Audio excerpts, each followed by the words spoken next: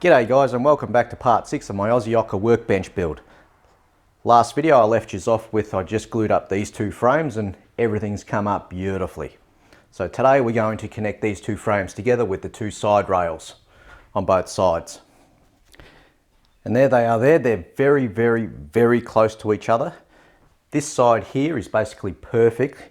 This side has a slight lip there, it's only tiny, and it's on the other side, so the top of the leg is swung this way and on the bottom of the leg it's swung over that way. So it's very close, extremely close. I'm very happy with that. So because they're not exactly perfect on the outside edges, I need to give myself a common reference that I can measure from when I need to put in a mortise in here and a mortise up here. I need to be able to get them the same both sides. Otherwise I end up twisting the frame or having it walk out on me. So if I just put them onto my template here, get my square, put it up onto the center line that I've got marked on there, and make a mark on both of them. Same on the other side. Alright, so having this center line marked on the bottom and top rails there, that gives me several points of reference that I can use to locate these mortises to be the same on both sides. So I can measure from the center line out, and that will give me my center line of the mortise up here. I can measure my center line out over here, and that will give me my center line of the mortise over here. I know that these top and bottom shoulders are the same as the bottom of these legs, they're the same, so I can measure down. That gives me the vertical position of those mortises.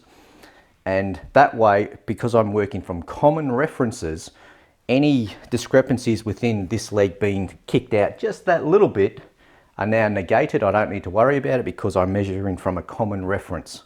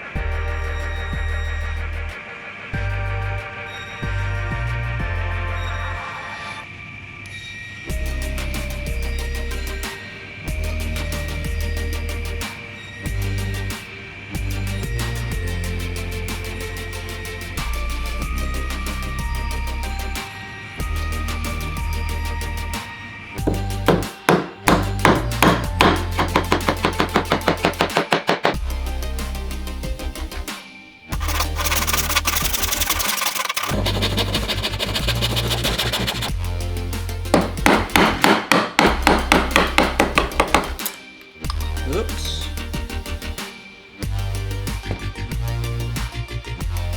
Good as gold.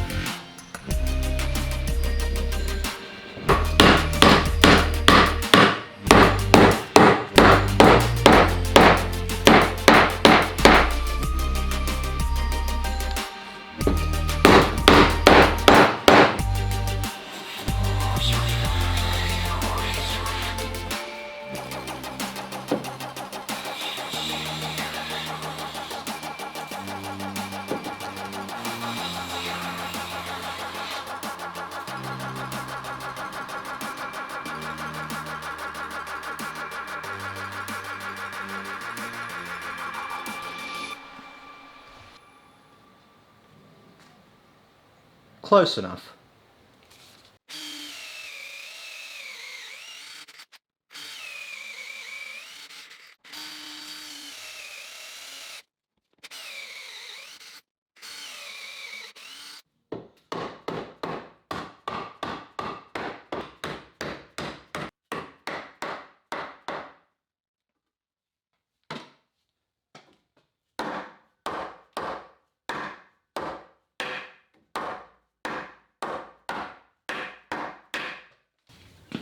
So here's a good thing about the chosen bench height now. A lot of people like to plane with a bench a lot lower than normal.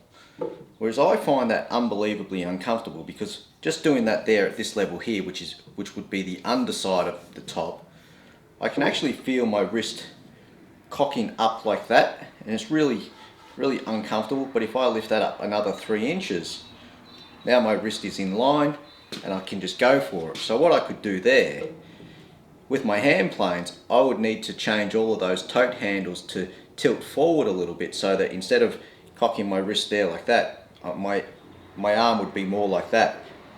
But in order to do that, the handle needs to tilt forward. In order for it to tilt forward, it's going to get in the way of my blades and whatnot. So the best way to go about it is just to lift the bench up, and now I'm good to go again. So there's the frame dry fit. I've just got it dry fit together so that I can locate my drill bore points with the drill bit, as I showed in the last video. But while it's here, I've got it all under clamps. I've got those clamps slightly twisted, so all of these clamps, instead of running parallel with these rails, they're all shifted over that way a little bit, just because it's pulling the frame back into square. For whatever reason, the frame naturally wants to stay here, but by shifting the clamp over that way a little bit, it pulls the frame back over that way, so it's all nice and square. Now, in order to check square, because none of these faces are all perfect, I can't really get to these corners here very well just to measure corner to corner. What I can do is, using a sheet of MDF here with square edges, I put it up against those two tenons on top of the legs there, which were cut on the saw, so they're going to be very accurate with regards to the center of those legs. And then over there, we can slide it up against here and let it butt into the back of this rail here, and just look along there to make sure that it's square. It doesn't need to be spot on perfect, but it needs to be pretty close, and it's pretty close. Or you could simply slide it along here, check on the edges there, which that's pretty good too. The more important thing to worry about now during dry fit is to make sure that it actually creates a flat surface on top. Now, to do that, I've got a bit of blue tape on this back edge here, and if you sight along this rail here, along here, and make sure that you get 2 parallel lines as you look across it. I'll move the camera down so that you can see what I'm talking about, but you don't want to see this end raised up or raised lower in comparison to the other ends. You want a nice parallel line at the back and the front, so that you know you haven't got wind or twist through the top. And you also do the same from the ends to make sure that the ends aren't twisted as well. So right along there, you want to be able to see a blue line from here all the way over here, and you want that blue line to be as even as possible. It looks pretty good from here. It's kind of hard to see. You really need a good pair of eyes to be able to do it, and a fair amount of distance away from the piece, but I'm kind of close here.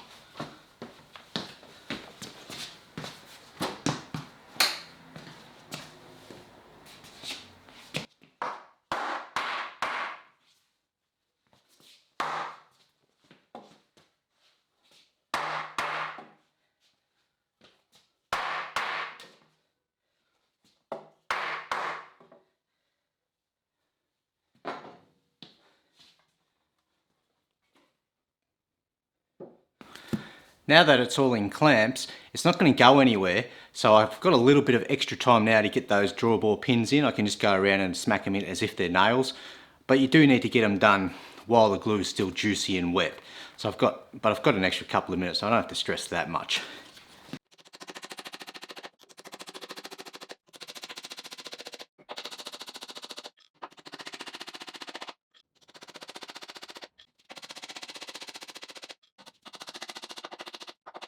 So now I can get it ready, or get it square.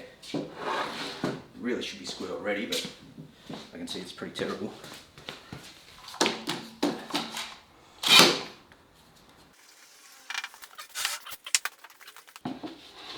So because the floor of my garage here isn't flat, depending on where I put it, it changes the twist of it while it's wet. See, that's pretty good there.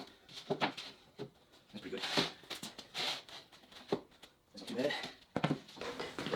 So now I think it's pretty square. I think it's pretty alright. I'll just measure off these points here, because those points should be fairly common still. I don't think I've adjusted it. Like these points, these faces here, they're all different. Those internal faces, they're all different. So I think that's my only common length that or common point that I've got left. 29.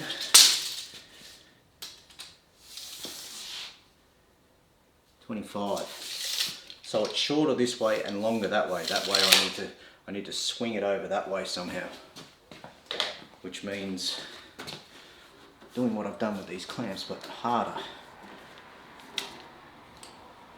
So what I do is I put those clamps on a massive angle that way, therefore they're going to want to pull over that way.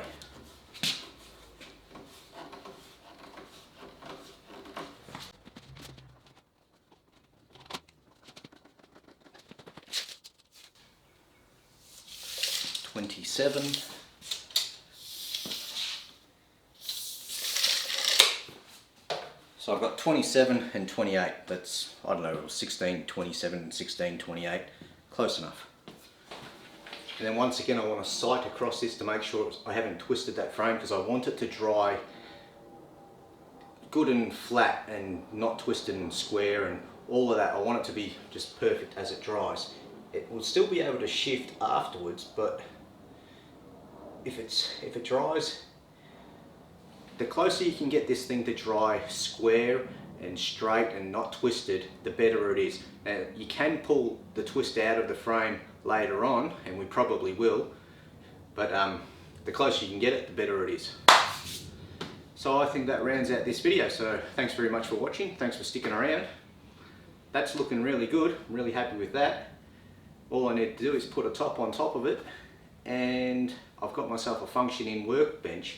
But we're going to make it better than that. We're going to put a sliding dead man in there, a whole bunch of dog holes through the top, vise on the left hand side, tail vise on the right hand side. Beautiful. Catch us later.